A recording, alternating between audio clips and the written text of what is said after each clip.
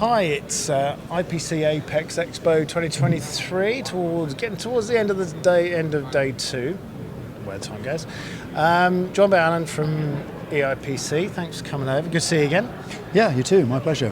I mean, it's a while since we last talked, so actually bring me up to date with what EIPC has been doing. Yeah, it's been an interesting few years, of course, with the COVID and how we've managed through that. So we've run through with webinars every month. So technical topics, usually 2 or 3 speakers in a kind of 1 hour slot, and we've sort of managed along with that. And interesting enough, we found sort of, if you like, not a new market, but a new audience for that, because we typically have a couple of conferences a year. We do a few training packages and so on, but a lot of guys who wouldn't come to a conference normally for a couple of days will certainly give up an hour to join the webinar. Yeah. So we thought this would be a kind of stopgap till we could get back to conferencing again. But actually, we're going to carry on with it because everyone wants it, and it works really well. So Tarja Rapala, our technical director, gets a good group together, and usually over a theme, a single theme, whatever that might be, and then we have a presentation. The last one we had actually was from Nokia. And it was only one speaker because it was a very comprehensive presentation. It was on ESG, so environmental aspect. And it was really good because this was a company that really impressed us because they say what they do what they say, and they were really serious about this whole issue. And they also understand, you need to be serious about these things. You can't say one thing and do something else. And they were fully aware that many companies, or some companies, prefer to say one thing in their marketing materials. Yes. So on that theme, we have our conference coming around again. We did have our first one after lockdown last June in Ericsson in Sweden. In person. Yeah, first in person. It was superb. We had a great turnout, and we had some great speakers. It was nice just to meet everybody again. But we're running again now in the 9th and 10th of February in Lyon. So we have a visit to a nuclear power plant. Right. Yeah. The reason for that was energy, of course, is something of pretty high interest for us, especially in Europe. And having looked at the situation in the world and looked at the situation of board producers in Europe, there's a disadvantage to our board shops in Europe. If you look back even to 2021, look at the energy costs, compare North America to Asia to European countries. Obviously they're all slightly different. Some have more hydro, some have more nuclear, some have more coal. But overall, the cost base is already higher in Europe. Now, since the invasion of Ukraine by Russia, that has also got a lot worse. So I've talked to some producers in Europe who say their energy costs have gone up by 3x in the meantime. So we're at the point now where actually they become uncompetitive against Asian or North American competition. Right. And that means, as a consequence, there's a potential to lose some more players. Yes. I can tell you that we, in the last 10 years, production in Europe has been fairly stable on PCBs, around about $1.8 billion, euros per year, and that kind of ballpark. We dipped down during COVID, down to 1.5 or so, but we were pretty much recovering back to the 1.8 figure again. And then, of course, the invasion of Ukraine occurred. Yeah. So suddenly we're at risk again. I think we are probably naturally for 2021 back in the 1.75, 1.8 range, but when the new contracts kick in for energy, we may well find. So it's a risk. Yeah. It's a risk that I think is one that we have to be very careful about. And I think the focus on this would be on what is at risk. And in fact, talking to defence contractors in Europe now, and I've just left one right now, actually a couple of minutes ago, he said even now he struggles to find enough qualified producers to supply his needs. Really? There was a fire at a producer in Europe very recently that took out 25% of the supply for one particular product line. Yeah. And that's a big thing to recover from. Yes. And if you imagine if we lose a few more, then there were 3 producers of this particular line. One was lost. If you imagine if the second one was to go as well, suddenly you've lost 2/3 of the capability. So I think there's an argument here to say if we allow this to continue and we do nothing, or if no one does anything, or there's no mitigation, we could end up not being able to supply our defence needs in Europe. And right now, with the war on our doorstep, I think that would be the wrong thing to do. So what we're doing is we've collected some data now from the industry in Europe. We've had Michael Gash, who's an analyst from Data for PCB, analyse the market for us, tell us how many players there are, what sectors they serve, what their volumes are.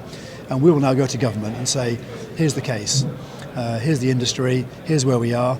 and we believe we're at risk, and we're at risk of satisfying our defence. That's defence commitments, let me say, or our defence desires. So, can something be done? And we have to see what can be done. I don't know. I do know for sure, though, that in the EU applies tariffs to basic materials, raw materials for making PCBs with, in the order of 5%. Depends on product, but 5% or so. So if you import PCB materials from Asia into Europe, you pay a 5% tariff. If you import a PCB, you pay no tariff. Okay. So this doesn't encourage local manufacturing. No, it doesn't. And it makes you more reliant upon an outside Europe source. I'd rather that we were able to, even if the raw material has to come from Asia, at least we do some processing here and we have some control over the IP of the final product. So I think that's an obvious angle we can look at. And there must be others. We've already found in the UK and in Germany and France some contacts we can go to at government level. And we're going to push on now to try to find a contact at EU level so we can actually present our case and see if we can do something. So it's, I guess, no coincidence we're going to a power plant in France. Energy is a big topic. I'm looking forward to seeing it. I went to one when I was a teenager many years ago. And we're in a position now where nuclear power plants haven't been invested in heavily in the last sort of 20, 30 years. There's been a reticence to invest in nuclear power for reasons that are probably not all that clear. If you analyse the safety record of nuclear over its entire life, which goes back to the 50s primarily, it has the same safety record in terms of fatalities as wind power. The only better one is solar. Really? So actually, the data doesn't always match the public perception, and I think it's important to recognise that. And nuclear, of course, doesn't produce CO2. Coal, on the other hand, of course, does. And it's estimated that coal burning for power stations kills around 7 million people per year worldwide. Nuclear kills, of course, hardly any. Increase in radiation, you can argue about waste, accidents. Even with all that, we're talking very, very small numbers. Not even close to millions. So actually, we've got to be practical about these things and pragmatic, and we have to secure our energy, and especially in Europe. And it's really a European thing. Of course, me being a technologist, I'm looking forward to nuclear fusion being. Well, that I was going to say, but even that, they, could still be a couple of decades down the line, couldn't it? Yeah, there is the ITER reactor in France, which will be coming on. And interesting on that. Of course, the problem with these tokamak designed ones is you've got to control the plasma, you've got to control the hot material, and when you power them up, they don't produce heat straight away. They take a while. Like a sun doesn't suddenly light up, I guess. And so it takes a while to get the fusion process running. But over some months and some years, it starts to produce a lot of energy. You must keep the plasma contained during that entire period. If it touches the side, then you've got to start again. So funny enough, not funny enough, but interesting enough, they're actually, rather than building one and trying it, they're modelling this digital twin using Frontier, the new supercomputer in the States, and the owners of Frontier have given the time on the machine to model this as a digital twin. So they have an entire model of the reactor, and they're doing all their tests on the model, the digital twin, rather than the real one.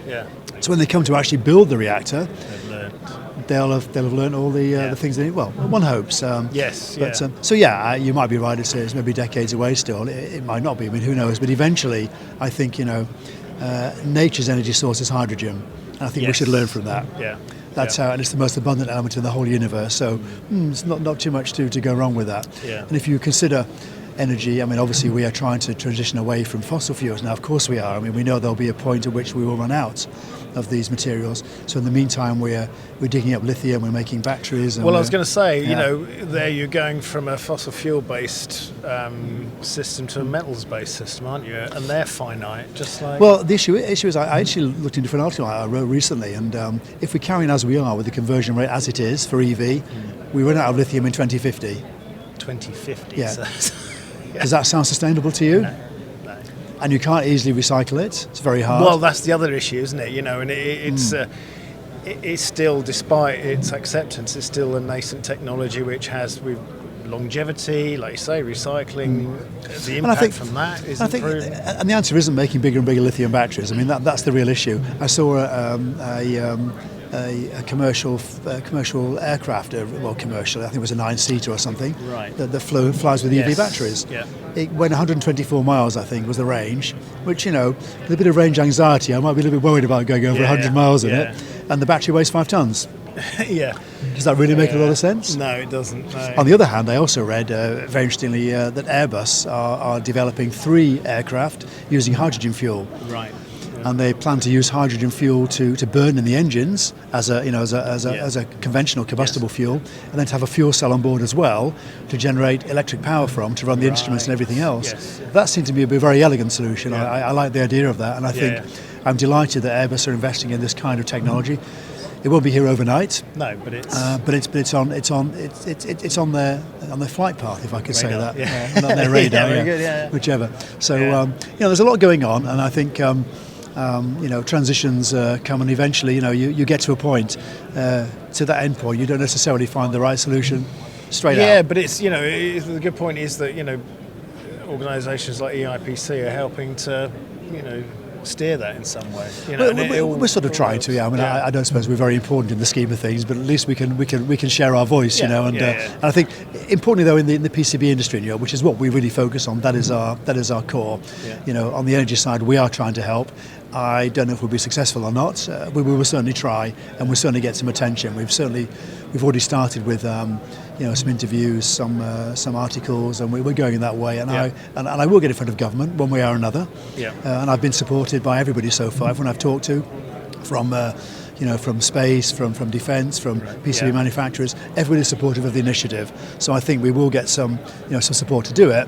Whether we actually get any results from government, I don't know, and that's unpredictable. Yes, true. That's the the one unpredictable and everything. Well, I mean, I think it's fantastic, and more strength to your arm to do that. So, well, thanks for spending the time to talk to us. Hope the rest of the show is interesting to you, and we'll catch up soon, I hope. Great, no, my pleasure. Nice to talk to you again. Thank you. Thanks very